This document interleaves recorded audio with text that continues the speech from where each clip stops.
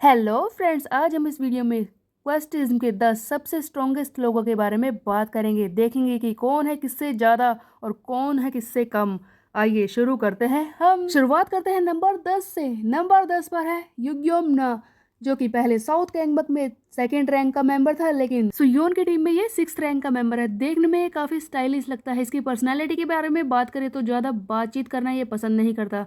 ऐसा नहीं है कि इसे बात करनी पसंद नहीं है, बल्कि इसे बचपन में एक बहुत ही बड़ा सदमा लगा था जब इसका पूरा परिवार आग में जलकर मर गया था। उस सदमे की वजह से युग्यम ने बात करना बंद कर दी थी, लेकिन जब सियोक ने इसकी मदद की, इसे जेल से निकलवाया और इसे अपनी टीम में लिया, तब ये उसके लिए काफी ज्यादा लॉयल होकर काम कर रहा था। लेकिन सियोक भी इसका इस्तेमाल ही कर रहा था। सियोक अच्छी तरह से जानता था कि ये ज्यादा बात नहीं करता है, इसलिए फैंटालिन ड्रग को बेचने का नाम सियोक इसी पर डालना चाहता था ताकि पुलिस के हाथों से वो छूट जाए। युग्यम तो लॉयल था, लेकिन सियोक ने कभी इसे अपना समझा ही नहीं। इसे 2 बार यूज करने की कोशिश की है उसने। जब जेहा पर सुयो ने हमला किया था ना, तब भी युग्यम को भड़काकर ये सियोक उसे जिहा की टीम में लेना चाहता था, लेकिन ऑफ कोर्स युग्यम ने ऐसा नहीं किया और सुयोन ने बाकी सबको हरा दिया। बात करें इसके फाइटिंग स्टाइल की, तो युग्यम का फाइटिंग स्टाइल है किक बॉक्सिंग, जिसमें लो किक है, हार्ड किक है और सोलर प्लेक्सिस किक है। अवेकन होने के बाद इसे मिली थी टेराबाइट लो किक, जो बाद में चलकर और ज्यादा खतरनाक हो जाती है। असेसन मोड में आने के बाद इसे मिलती है टेराबाइट स्पेयर किक, जो बहुत ही खतरनाक है, किसी को भी पैरालाइज कर सकती है। सो यही है इसकी ताकत। इसके स्टैट्स की बात करें तो LR और UR तक है, मतलब कि इसी लेवल से ऊपर इसके स्टैट्स नहीं है। इसकी इंटेलिजेंस पे कुछ ज़्यादा नहीं है। फिलहाल के लिए देखा जाए तो ये अभी 10th रैंक ही डिजर्व करता है। नंबर 10 के बाद बारी है नंबर 9 की। नंबर 9 पर मैंने रखा है चियोन ताएहो को। वैसे तो ये पहले नॉर्थ कैंगबक का मेंबर था, लेकिन अब ये सुयोन की टीम में है। हालांकि सुयोन की टीम में इसकी रैंक काफ़ी नीचे है, फिर भी ये काफ़ी ज़्यादा स्ट्रोंगर बंदा है, क्योंकि जब ये पहली बार लड़ने के लिए आया था, उसने ऑलमोस्ट सुयोन के सारे जूनियर मेंबर्स को पीटा था। खुद सुयोन को इसके सामने आना पड़ा था इसे संभालने के लिए। इसीलिए ये कितना ताकतवर था ये हर कोई समझ सकता है। बात करें इसकी पर्सनालिटी की, तो एक मस्कुलर जवान आदमी जो बहुत ही ज्यादा खतरनाक बन जाता है जब ये लड़ाई करता है। इसे लड़ाई करने में मजा आता है, इसीलिए तो ये नॉर्थ कैंगबक के युनजो के साथ जुड़ा था। वैसे इसकी रैंक तो 7 पर थी, पर इस रैंक से इसकी ताकत का अंदाजा लगाना मुमकिन नहीं है, क्योंकि नंबर 7 इसे पसंद था, इसीलिए इसने अपनी रैंक को नंबर 7 रखा था, ना कि इतना ये ताकतवर था जो इसे नंबर 7 पर पहुंचाया जाए। हो सकता है कि ये नॉर्थ कैंगबक में ऊपर की रैंक पर भी जा सकता था। इसके अलावा इसकी सबसे बड़ी कमजोरी ये थी कि ये इंटेलिजेंट नहीं है। बेसिकली एक ऐसी मशीन जिसके अंदर दिमाग ना हो, जो किसी को भी कभी भी पीटने को तैयार रहता है। सियोन वू के बिना ये कुछ भी नहीं है। यही इसकी सबसे बड़ी कमजोरी है। नंबर 9th रैंक के बाद बारी है नंबर 8th रैंक की, जहां पर मैंने रखा है सियोक कैंग को। सियोक जो कि पहले साउथ कैंगबक का लीडर था। साउथ कैंगबक का ये टॉप डॉग कितना ज्यादा खतरनाक है ये तो हमने कई जगहों पर देखा है। इसकी पर्सनैलिटी की बात करें तो ताइहो की तरह ही एक मस्कुलर जवान आदमी जिसके ब्राउन हेयर है। इसके लुक्स की बात करें तो गोलूमोले से गाल और बिखरे बिखरे इसके बाल, ये इसका स्टाइल है। हालांकि इसकी आंखों को ज्यादा कर क्लोज्ड दिखाया जाता है, ऐसा लगता है कि ये कुछ ना कुछ हमेशा सोच रहा है, जो बहुत ही ज्यादा डेंजरस लगता है। पर फिर भी ये जब अपनी आंखें खोलता है तो और ज्यादा खतरनाक हो जाता है। इसे एक राइनो माना जाता है। मिडिल स्कूल में ये एक बहुत ही अच्छा एथलीट स्टूडेंट रहा है, पढ़ाई में काफी अच्छा था, लेकिन इसे पॉकेट मनी की हमेशा तलाश रहती थी। इसे और ज्यादा पैसे चाहिए थे और इसी चक्कर में इसने गलत काम करने शुरू कर दिए। इसका एक साथी था जो कि बाद में चलकर इसका एडवाइजर बना, बुमसेंग। उसी के साथ मिलकर इसने फैंटेलिन बेचने का बिजनेस शुरू किया और एक ग्रुप को फॉर्म किया था जिसमें युग्योम को भी इसने शामिल किया था। और इस तरह से ये गलत कामों में निकल पड़ा सिर्फ पैसों के लिए। अब जिस तरह से इसका निकनेम है राइनो, उसी तरह से इसकी पावर है। इसी तरह से इसको समझा जाता है एक भारी भरकम सा राइनो जो किसी को भी कुचल सकता है। इसकी फाइटिंग पावर्स है रेसलिंग की। ये ज्यादातर रेसलिंग के इन्फिनिटी सुप्लेक्स को ही यूज करता है मारने के लिए, और इसी से ये बाद में चल के इसे और ज़्यादा एडवांस कर लेता है, जो कि इनविंसिबल रेसलिंग बन जाता है जब इसको सुपर एक्सक्लूसिव कार्ड मिलता है। वैसे तो गाइस इसके पास कुछ ज़्यादा मूव्स नहीं है, बस वही इन्फिनिटी सुप्लेक्स जिसे ये बार बार मारता रहता है। फिर भी इसने ताएहो को हराया था। इसी बात से समझा जा सकता है कि इन्फिनिटी सुप्लेक्स के साथ ही ये कितना ज़्यादा खतरनाक हो सकता है। और इसने एक बार बस को भी खींचा था, ये हमें दिखाया भी गया था। सो गाइस नंबर 8 के बाद बारी है नंबर 7 की, जिस पर मैंने रखा है जी क्वांग होंग को। जी क्वांग होंग जो कि नॉर्थ कैंगबक का एक ग्रुप का मेंबर था, 6th रैंक का। बाद में चल के हमें पता चलता है कि एक कॉपी क्लाउड था जिसे युनजो ने यूज करने के लिए बनाया था, पर इसने 6th रैंक पा रखी थी। इसकी शक्ल से ही दिखता है कि ये कितना ज्यादा कमीना था, यानी कि इसकी शक्ल ही ऐसी थी विलन्स वाली। इसके बारे में समझने वाली बात यह है कि असली जी क्वांग जो था ना, वो सी चेन कैंग के अंडर रहकर काम कर रहा था। यंजो से पहले की ये बात है, लेकिन असली जी क्वांग कहाँ पर था, क्योंकि हमने बाद में देखा कि ये जी क्वांग तो कॉपी क्लाउड निकला। तो क्या युंजो ने उसे भी मारकर उस स्लाइम के अंदर घुसा दिया था, या फिर वो ग्रुप छोड़कर चला गया था, ये हमें दिखाया नहीं गया।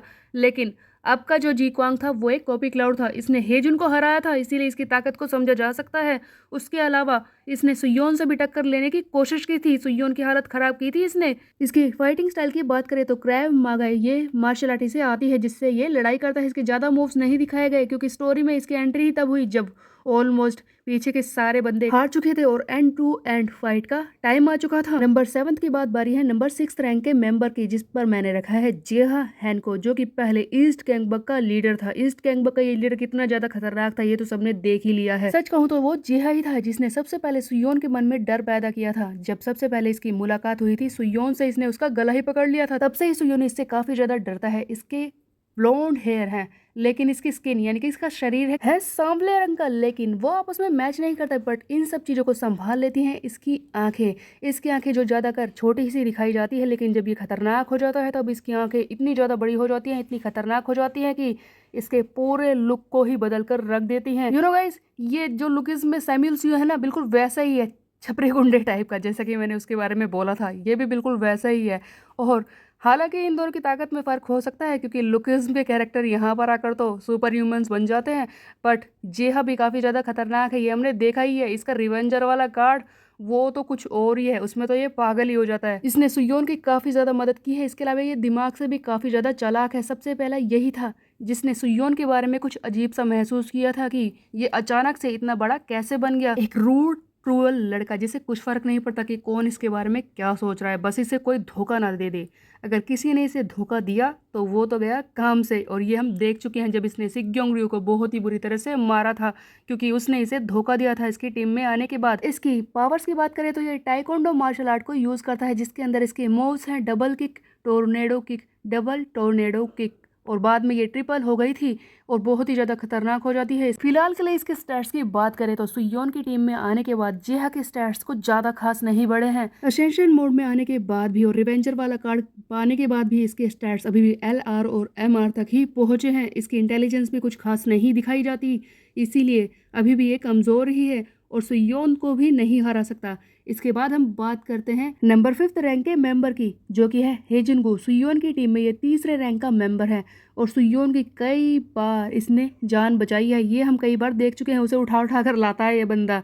देखने में ये बहुत ही ज़्यादा स्मार्ट लगता है। इसकी पर्सनैलिटी भी युग्यम की तरह ही है, बहुत ही ज़्यादा शांत, ज़्यादा बात नहीं करना, काम से काम रखना। अब इसकी ताकत की बात करें तो शुरुआत में कहानी जब शुरू हुई थी तब तो ये दिखाया गया था कि ये वेस्ट गैंगबक, साउथ गैंगबक और ईस्ट गैंगबक के तीनों लीडर्स एक ही लेवल के हैं, तीनों ही एक दूसरे को हरा सकते हैं। अब हुआ ऐसा कि सुयोन आ गया कहानी में बीच में और इसने हेजुन को बुरी तरह से पीट कर हरा दिया। ऐसा तो बिल्कुल भी नहीं था कि हेजुन कमजोर था, वो सुयोन को हरा नहीं सकता था, पर हुआ ये कि हेजुन अचानक से इसकी ताकत को देखकर चौंक गया था और वो खुद को संभाल नहीं पाया और उस वक्त हार गया। और उस दिन के बाद से हेजुन ने कभी भी शर्मिंदगी की वजह से सुयोन पर हाथ नहीं उठाया, ना ही इससे लड़ाई करने की दोबारा से कोशिश की। हो सकता है कि ये सुयोन को हरा भी सकता था।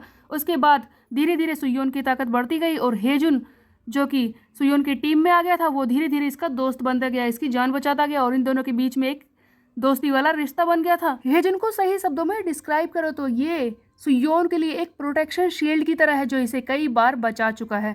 अब बात करें इसके फाइटिंग पावर्स की तो बॉक्सिंग इसकी ताकत है। जैसा कि लुक में जैक है ना, बिल्कुल सेम टू सेम हेजुन की भी पर्सनैलिटी है, बिल्कुल वैसा ही इसका कैरेक्टर है। यह भी कई बार हार चुका है, जूनियर बंदों से भी हार चुका है, लेकिन अंत में ये जीतने की कोशिश करता है। जैसे कि लुकेज में जैक आगे बढ़ा था ना धीरे धीरे करके, और फिर गोंग सियोप से ट्रेनिंग लेने के बाद वो काफी ज्यादा स्ट्रॉन्गर हो गया था। वही हेजुन के साथ हुआ। पहले तो वो कई बार हारा, कई बार पिटा भी है, कई बंदों को इसने हराया भी है, लेकिन अंत में ट्रेनिंग लेने के बाद, खुद को ट्रेन करने के बाद और सुयोन को जो कार्ड मिलते हैं उसके साथियों के, उन सब के बाद ये काफी ज्यादा स्ट्रॉन्गर हो गया था। और रिसेंटली हमने इसकी पावर देखी है जहां पर इसने डैनियल को भी बुरी तरह से पीटा था। इसका खतरनाक कार्ड है ओवरलॉर्ड रिटर्न, जो कि कई बार बदल चुका है और फिलहाल के लिए इसका सबसे खतरनाक कार्ड, इसका सबसे खतरनाक रूप है ओवरलॉर्ड डोमिनेंस। हेजुन की पिछली फाइट के बाद, यानी कि जब इसने डैनियल को हराया है, उसके बाद इसके सारे स्टैट्स EX लेवल पर पहुंच चुके हैं। ये बहुत ही ताकतवर हो चुका है।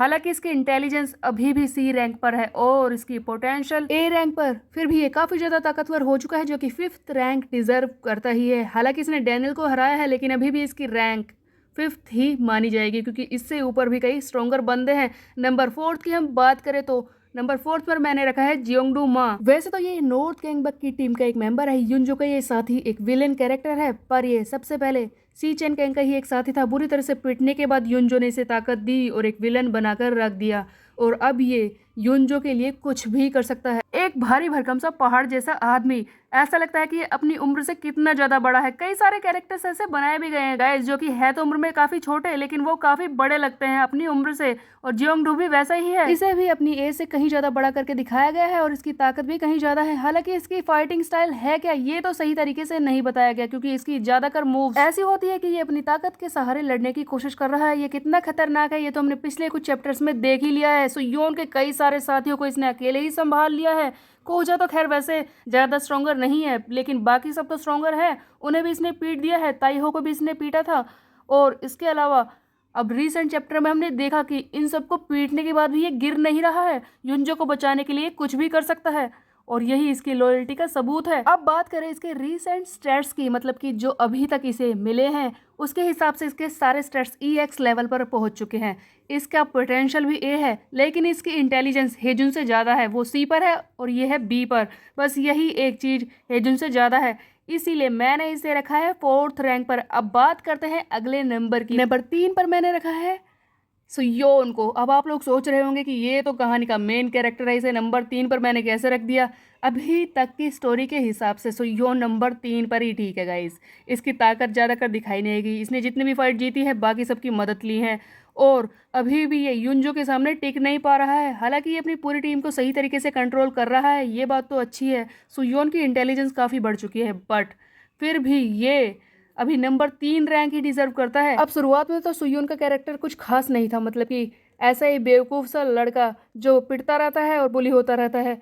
लड़कियों से भी पिट सकता है ये तो, लेकिन बाद में धीरे धीरे ये स्ट्रॉन्गर होता गया जब इसे क्वेस्ट मिलते रहे। इसके पर्सनैलिटी के बारे में हमें पता चला कि ये कितना अच्छा है, अपने दोस्तों के लिए कुछ भी कर सकता है। अपने दोस्तों के लिए ये क्या कर सकता है इसका सबूत सुयोन ने कई जगहों पर दिया है। जब डैनियल पहली बार आया था, इसके साथियों को पीटने की कोशिश कर रहा था, तब सुयोन ने किस तरह से भीख मांगी थी। हालांकि वो हरा नहीं पाया था लेकिन अपने दोस्तों को तो बचा ही रहा था।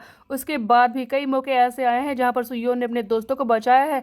और कार्ड्स की बात करें तो योन के पास तो कार्ड्स का अंबार लगा हुआ है। शुरुआत से लेकर इसके अब तक के कार्ड, इसके सारे साथियों के कार्ड्स और बाकी सारे कार्ड जो भी नेचर कार्ड से मिले हैं वो सब इसके पास हैं। बेसिकली ये सब कुछ कंट्रोल कर रहा है तो इसके पास काफ़ी सारे कार्ड्स हैं। But my personal favourite is card Buffett, loading card and माना ड्रेन। इसके ये 3 कार्ड काफ़ी ज़्यादा अच्छे हैं जो काफ़ी ज़्यादा स्ट्रोंगर है और इसे एक ही पॉइंट में काफ़ी ज़्यादा स्ट्रोंगर बना देते हैं। लोडिंग कार्ड से ये किसी की भी ताकत को अपने अंदर लाकर लड़ाई कर सकता है, मतलब किसी और मेंबर के कार्ड को लोड कर सकता है। कार्ड बफेट में जाकर ये कई सारे नेचर कार्ड ले सकता है जहाँ पर ये और ज़्यादा स्ट्रोंगर हो जाएगा। इसके अलावा माना ड्रेन के बारे में हर किसी को पता है, ये किसी और की माना को खींच सकता है, उसे कमज़ोर कर सकता है। यही इसके 3 सबसे ज़्यादा इफेक्टिव कार्ड है अभी तक। लेकिन युनजो के सामने इसकी ताकत कितनी कमज़ोर है ये हमने कई बार देखा है। अभी तक तो सुयोन इससे लड़ने लायक नहीं हुआ, लेकिन हो सकता है कि आगे के कुछ चैप्टर में जब फाइनल बैटल दिखाया जाए तब सुयोन की रैंकिंग थोड़ी ऊपर चली जाए। बात करें सुयोन के मार्शल आर्ट की तो इसे कई सारे मार्शल आर्ट्स के मूव आते हैं जैसे कि बॉक्सिंग, ताइक्वांडो और भी कई हैं वगैरह वगैरह। बट इसकी जो एक पर्सनल फेवरेट मार्शल आर्ट है वो है येटब्योप टाइग्योन, जिसके लिए ये पूरी तरह से मास्टर है। येटब्योप टाइग्योन जो कि एक ओल्ड फैशन्ड मार्शल आर्ट है, इसमें सुयोन को काफ़ी ज़्यादा महारत हासिल हो चुकी है। इसके ही सहारे ये सबको पीटने की कोशिश करता है।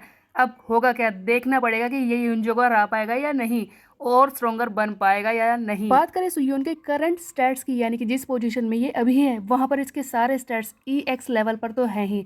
इसके अलावा इसका इंटेलिजेंस S पर है, इसका पोटेंशियल भी S रैंक पर है जो काफ़ी ज़्यादा है, जिसके सहारे ये युनजो से लड़ाई तो कर ही सकता है। बट आगे होगा क्या ये तो देखना ही पड़ेगा। इसके बाद हम बात करते हैं नंबर 2 रैंक की। नंबर 2 पर मैंने रखा है डैनियल को, नॉर्थ गैंगबक का ये विलेन कैरेक्टर जो कि अब सुयोन का साथी है। वैसे तो डैनियल सिर्फ एक सपोर्टिंग कैरेक्टर है, लेकिन जब भी कहानी में इसे दिखाया गया है तब भी आसपास वाले बंदे डर जाते हैं। खुद सुयोन भी कई बार डर चुका है। Reddish brown hair, killer personality के साथ ये काफ़ी ज़्यादा हैंडसम लगता है, अपने आप को वेल मेंटेन रखता है और किसी को भी इम्प्रेस कर सकता है। हारू की तरह ही ये भी सीचेन का दोस्त था और इसके लिए बहुत ही ज्यादा लॉयल है, अभी भी उसी के लिए काम कर रहा है देखा जाए तो। अब इसकी मार्शल आर्ट्स की बात करें तो हैप्पी काइडो और आइकाइडो, यू नो गाइस, शायद किसी ने नोटिस नहीं किया लेकिन गन के अलावा ये सिर्फ डैनियल ही है जिसके पास आइकाइडो मार्शल आर्ट है। वो इतनी अच्छी तरह से इसे यूज कर सकता है। गन तो खैर किलर है ही, लेकिन डैनियल डैनियल भी इस मार्शल आर्ट को बहुत ही अच्छी तरह से यूज करता है। इसने युनजो से फाइट करते वक्त ये बता दिया था और ये सुयोन के लेवल से अभी भी ऊपर है। हालांकि युनजो ने इसकी ताकत को कमजोर कर दिया है इसके दिमाग पर काबू पाकर। पर खुद ही सोचो, अगर ये सुयोन का साथी नहीं बनता तो ये सुयोन के लिए युनजो की तरह ही बहुत ही बड़ी मुसीबत था और इसे हराना भी सुयोन के लिए पहाड़ को हराने जितना मुश्किल हो जाता। इसकी खुद की स्टोरी को तो सही से दिखाया नहीं गया है गाइज, मतलब कि ये मिडिल स्कूल में कैसा बंदा था और किस तरह का ये पढ़ाई में रहा होगा, एथलीट था या फिर जो भी था, ये नहीं दिखाया गया और किस तरह से ये सीचेन से जुड़ा। बट ये सचमुच बहुत ही स्ट्रोंगर है, ये बात पक्की है। पहले भी ये सीचेन का साथी था, नंबर 2 रैंक पर था और अभी भी ये युनजो का साथी है। युनजो को भी पता था कि ये कितना ज़्यादा खतरनाक है, तभी तो इसे नंबर 2 बना लिया। युनजो की दिमाग काबू करने से पहले डैनियल की स्टैट्स बहुत ही ज़्यादा खतरनाक लेवल पर थे। इसकी स्पीड DX लेवल पर थी, इसकी स्ट्रेंथ EX लेवल पर थी, उसके अलावा इसका पोटेंशियल A रैंक पर था और इसकी इंटेलिजेंस यानी कि सोचने की शक्ति इसकी सुयोन से भी ज्यादा है, S+ रैंक पर है। इसीलिए तो युनजो भी इस पर पूरी तरह से काबू नहीं पा सका और इसे let's make a deal card use करके मजबूर कर दिया। इसीलिए डैनियल बहुत ही ज्यादा खतरनाक कैरेक्टर है। अगर युनजो इसके साथ कुछ नहीं करता ना तो सुयोन को तो ये उठा उठा कर पटक भी सकता था। नंबर 2 के बाद बारी है नंबर 1 की, जहाँ पर आप समझ ही गए होंगे कि कौन है। वहां पर है युनजो, नॉर्थ गैंगबक का लीडर और इस कहानी का मेन विलन। अभी तक की जितनी भी कहानी दिखाई गई है ना, उसमें तो सुयोन से कहीं ज्यादा ताकतवर ये युनजो ही है और स्ट्रॉन्गर बंदों में ये फर्स्ट रैंक अभी तक तो डिजर्व करता ही है। आगे चल के ये हार जाए तो कुछ कह नहीं सकते, पर अभी तक तो यही फर्स्ट है। इसके अपीयरेंस की बात करें तो जिस तरह का कहानी में इसका कैरेक्टर है ना, वैसे ही इसकी लुक्स और पर्सनैलिटी है। बेसिकली इसे विलन दिखाया गया है तो इसके कपड़े भी वैसे ही होते हैं, इसने अपना स्टाइल भी वैसे ही बना रखा है। वैसे ये हैंडसम तो है, बट अभी तक की कहानी में हर एक शॉर्ट में यानी कि हर एक वक्त जब भी इसे दिखाया जाता है ना, तो एक ही तरह की शक्ल यानी कि ब्लैंक एक्सप्रेशन इसके चेहरे पर होता है। मतलब गुस्से में भी वैसे ही, कोई और इमोशन दिखाना हो तब भी वैसे ही, बिल्कुल शांत, बिल्कुल वही सीधा सा चेहरा, अजीब सी शक्ल बनाकर ये हमेशा खड़ा ही रहता है। लंबे लंबे बाल, खतरनाक लुक, मिस्टीरियस पर्सनैलिटी और उसी तरह से एक्सप्रेशन देता है ये युनजो अपनी इस पर्सनैलिटी को और ज़्यादा काली बनाने के लिए, और ज़्यादा विलन दिखने के लिए। इसकी बात करें ताकत की तो सुयोन की तरह इसके पास भी बहुत सारे कार्ड्स का अंबार लगा हुआ है गाइज, क्योंकि इसने सुयोन से पहले क्वेस्ट स्टार्ट किए थे तो इसके पास सुयोन से ज़्यादा कार्ड्स होंगे, ये बात तो पक्की है। जब युनजो का पास्ट दिखाया गया था तब हमने देखा था कि ये एक पढ़ाकू बच्चा था जो ज़्यादा किसी से मतलब नहीं रखता था। इसके साथ पास्ट में ज़रूर कुछ ना कुछ तो गलत हुआ ही होगा, बट हमेशा पता नहीं इन सारी कहानियों में ऐसा क्यों दिखाया जाता है कि विलन इसलिए बनते हैं क्योंकि उनके साथ बहुत ही ज़्यादा बुरा हो जाता है और वो दूसरों के साथ बुरा करना शुरू कर देते हैं। लेकिन क्या युनजो जो कर रहा है वो सही है? ये लोगों को स्लाइम के अंदर घुसाता है। क्या इसके साथ इतना बुरा हुआ होगा कि ये दूसरों की ताकत खींच ले, उन्हें जान से ही मार दे? हर विलन की तरह इसे भी बाद में जस्टिफाई करने की कोशिश की जाएगी। इसकी फाइटिंग पावर्स तो बहुत ही ज़्यादा है, हर एक तरह की मार्शल आर्ट इसे आती है। उसके अलावा एक ही इंसान ऐसा है जिससे ये थोड़ा बहुत सोच सकता है, घबरा सकता है, वो है जोहान सियोंग। उसके अलावा ये किसी को भी कुछ भी नहीं समझता। सुयोन के बारे में एक बार इसने कहा था कि ये गैंगवॉर को यूनिफाई नहीं कर पाएगा, बल्कि जेहान के अंदर वो ताकत है कि वो इस पूरे गैंगवॉर को यूनिफाई कर सकता है। आखिरकार अगर सुयोन के पास सुपर पावर्स नहीं होती ना तो शायद वो ऐसा नहीं कर पाता, और ये युनजो ने बोला भी था। हालांकि खुद ये सुपर पावर लेकर बैठा है पर दूसरों के बारे में बोल रहा है। इसके खतरनाक स्टैट्स तो होंगे ही क्योंकि इसके पास इतने सारे खतरनाक कार्ड्स भी हैं। इसका सबसे खतरनाक कार्ड है माना अब्जॉर्प्शन टेक्निक, जिससे ये किसी भी इंसान की जान तक खींच सकता है, उसे जान से मार सकता है और उसे स्लाइम में घुसा देता है। ये बात तो आप लोगों ने देखी ही होगी ना। अब बात करें इसके स्टैट्स की, जो अभी तक तो बहुत ही ज़्यादा हैं। लास्ट चैप्टर में हमने देखा था जब ये सुयोन से लड़ रहा था, अचानक से इसकी ताकत फिर से बढ़ जाती है, एक अलग सा ऑरा इसका दिखाया जाता है और हमें दिखते हैं इसके स्टैट्स। गाइज, इसके स्टैट्स अब अनडिटेक्टेबल पहुंच चुके हैं, यानी कि नहीं पता कि कितने इसके स्टैट्स है, कितना ताकतवर ये है। अब ये देखा जाए तो जोहान सियोंग के लेवल तक भी पहुंच चुका है। तो क्या आगे चल के ये दिखाया जाएगा कि ये जोहान से भी ताकतवर है? आगे क्या होगा इस बारे में कुछ कहा तो नहीं जा सकता, लेकिन इसके स्टैट्स अभी अनडिटेक्टेबल लेवल पर पहुंच चुके हैं, यानी कि ये काफ़ी ज़्यादा ताकतवर हो चुका है। अगर सुयोन ने इसे हरा दिया तो सोच लो गाइस, सुयोन किस लेवल पर पहुंच जाएगा। फिर वो लुकिज्म यूनिवर्स में रहने लायक हो जाएगा, क्योंकि लुकिज्म के बंदे तो यहाँ पर सुपर ह्यूमन है। अब हो सकता है कि ये रैंकिंग आगे पीछे चली जाए, जब आगे की फाइट दिखाई जाए सो योन ऊपर आ जाए और बाकी दो नीचे हो जाए, लेकिन अभी तक की ये करेक्ट रैंकिंग थी मेरे हिसाब से। लेकिन आपका क्या ओपिनियन है इस बारे में कमेंट बॉक्स में ज़रूर लिखें। मेरी वीडियो को लाइक करें, चैनल को सब्सक्राइब करना मत भूलिएगा। अगर इसी तरह की और भी इंफॉर्मेटिव वीडियो चाहिए तो उनके टॉपिक्स मेरे कमेंट बॉक्स में सजेस्ट ज़रूर करें। Bye bye.